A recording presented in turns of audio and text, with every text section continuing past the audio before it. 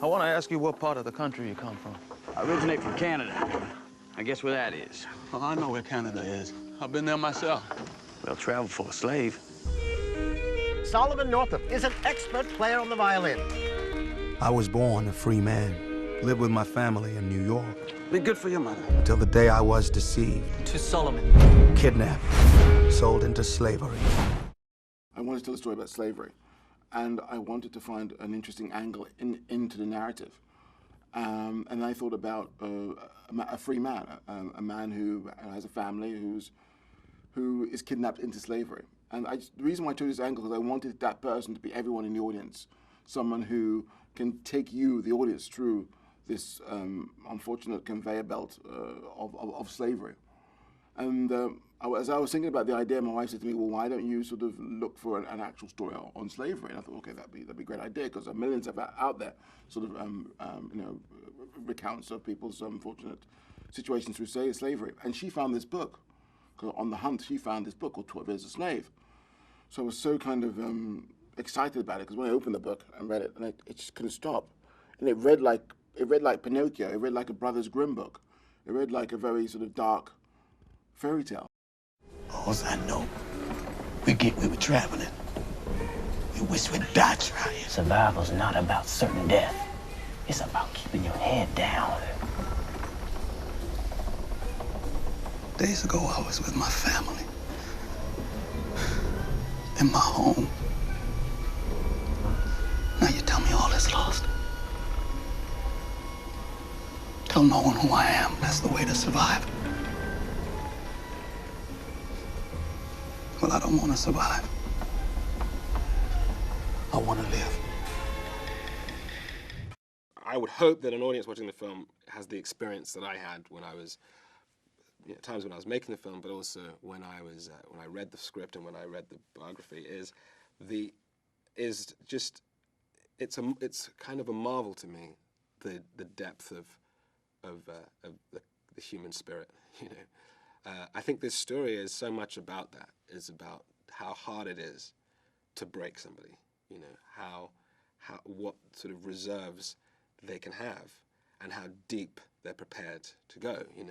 And this is a story about one of the harshest structures that's ever been created in the history of the world, and it is somebody trying to survive that with their mind intact, and they do.